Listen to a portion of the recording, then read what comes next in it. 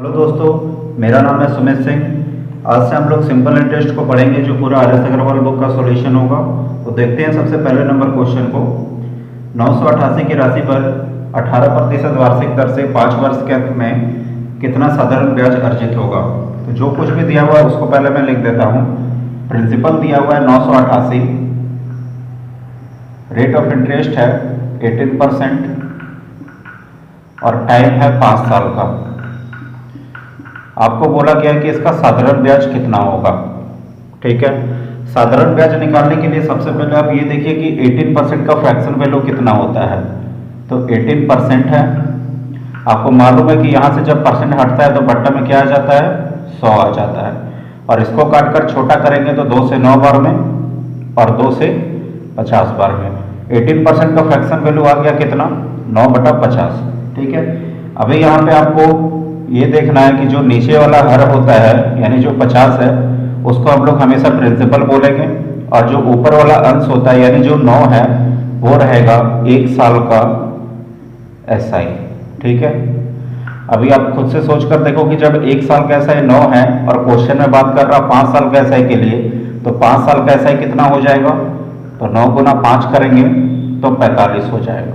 ठीक है, अभी आप देखो कि फ्रैक्शन वैल्यू पे प्रिंसिपल कितना है, तो 50 है और क्वेश्चन में कितना बोल रखा है प्रिंसिपल, 988।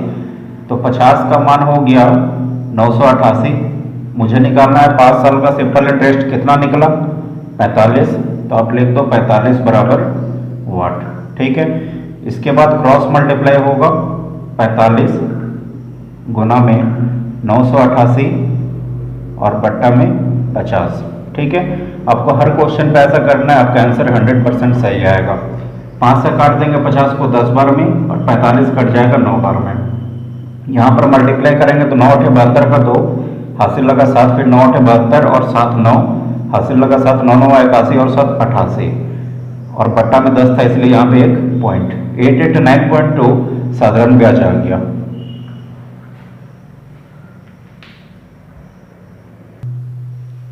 एक व्यक्ति ने ₹8,500 साधारण ब्याज पर 9% वार्षिक दर से उधार लिए। 2.5 वर्ष के अंत में उसे कितना धन वापस देना होगा।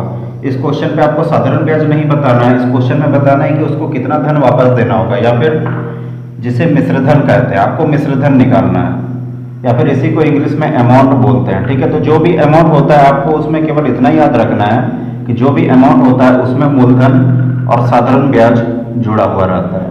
ठीक है, बस आपको इतना ही याद रखना है। अब फिर से क्वेश्चन पे आ जाते हैं। प्रिंसिपल कितना बोल रखा है, 8,500। रेट ऑफ इंटरेस्ट है 9% और टाइम है 2.5 साल का।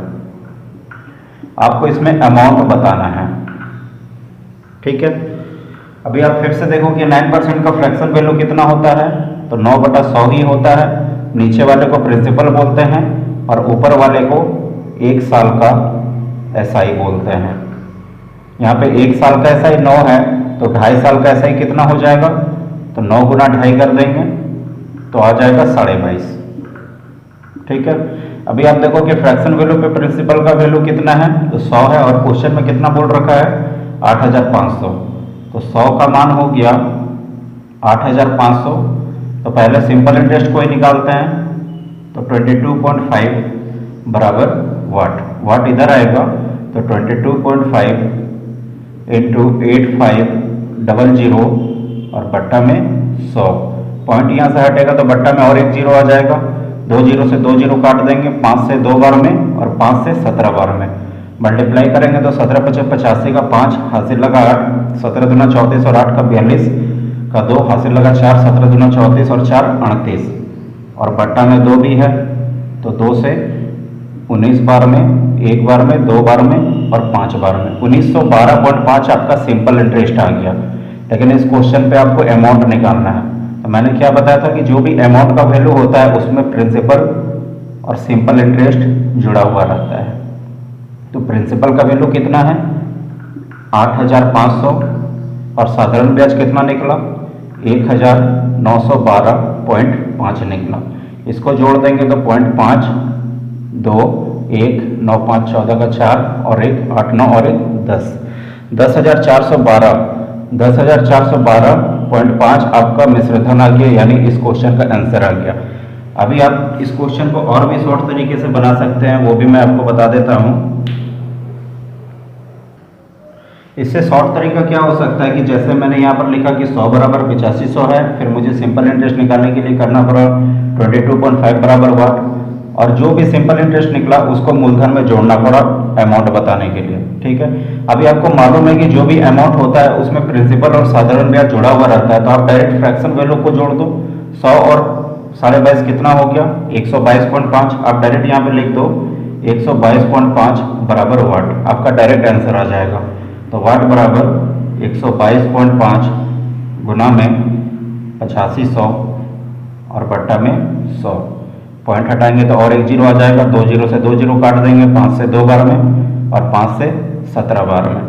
17 पचे 85 का 5, हाथ से लगा 8, 17 दुना 34 और 8 का 42 का 2, हाथ से लगा 4, फिर 17 दुना 34 और 4 38 का 8, हाथ से लगा 3, 17 कम 17 और 3 20, और बट्टा में 2 है। डिवाइड कर देंगे तो 2 से 10 बार में, 4 बार में, 1 बार में, 2 बार में और 5 बार में। आप देखिए 10,412.5 आपका डायरेक्ट आंसर आ गया।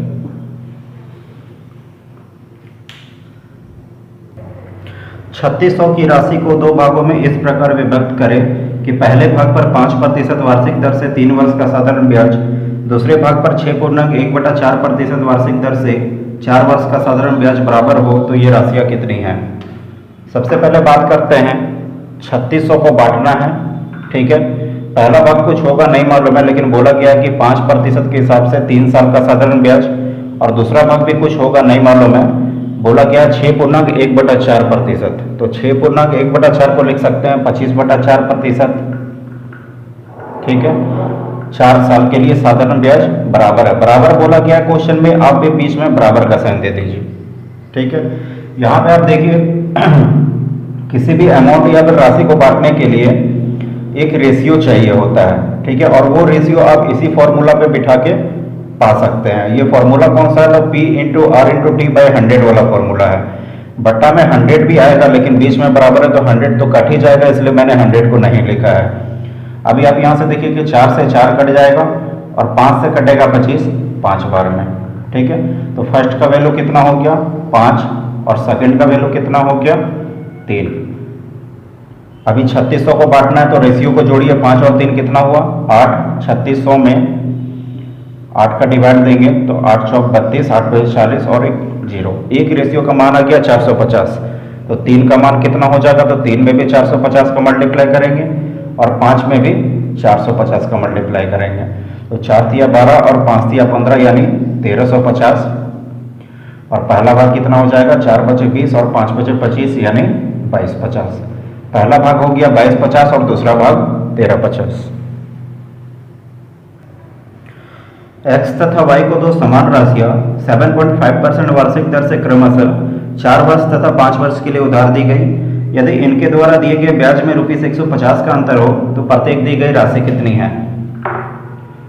x और y है, x को भी 7.5% के हिसाब से कुछ अमाउंट दिया गया और y को भी 7.5% के हिसाब से कुछ अमाउंट दिया गया। x को दिया गया है 4 साल के लिए और y को दिया गया है 5 साल के लिए, और इन दोनों ने जो भी ब्याज दिया है, जो भी सिंपल इंटरेस्ट पे किया है, उसमें कितने का अंतर है?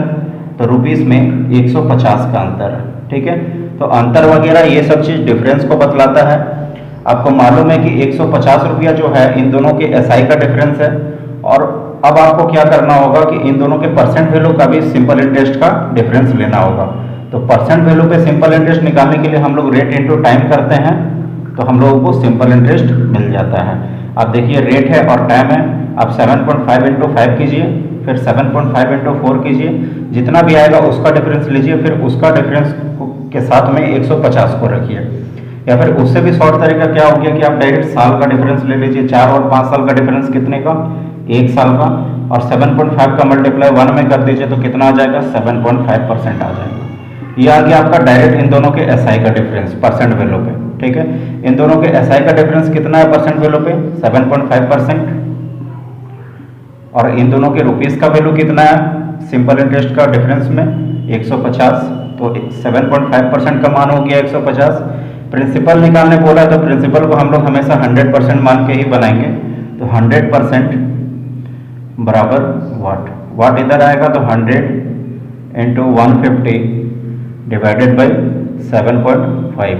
पॉइंट यहाँ से हटेगा तो ऊपर में और एक जीरो आ जाएगा। 75 गुना होता है 150, यानी 20 बार में आंसर आपका आ गया 2000।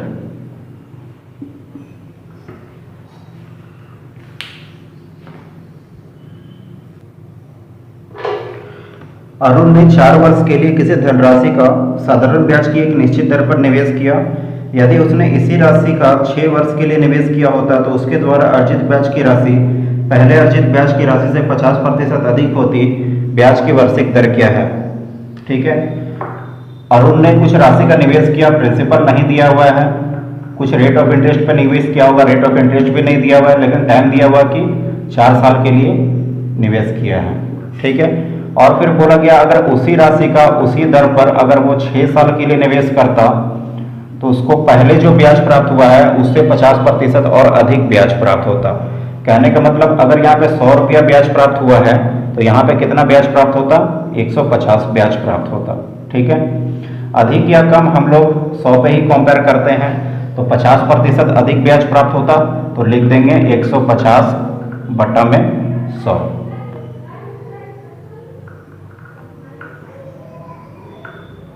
एक 150 बट्टा में 100।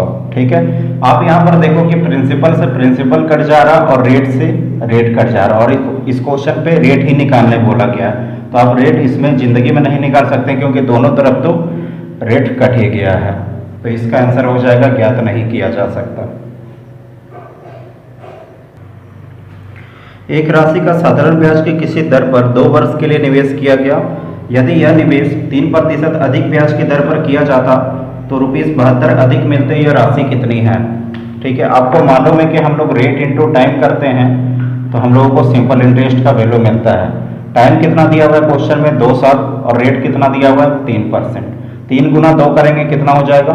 6%। ठीक है, देखिए आप अधिक के साथ अधिक को रख सकते हैं क्योंकि रुपीस में अधिक का वैल्यू दिया हुआ है और परसेंट में भी अधिक का वैल्यू दिया हुआ है। इससे पहले कुछ रेट ऑफ इंटरेस्ट होगा, उससे कोई मतलब नहीं है। जब अधिक लैंग्वेज बोल दिया है और रुपीस में भी अधिक लैंग्वेज बोला तो आप अधिक को अधिक के साथ रख सकते हैं। सिंपल इंटरेस्ट में कितने का आया डिफरेंस? 6% का, तो 6% का मान हो गया 72। ठीक है, तो राशि पूछा गया तो 100% बराबर वाट। तो वाट बराबर 100 इंटू 72/6। 6 से काट देंगे 12 बार में आंसर आ जाएगा 1200।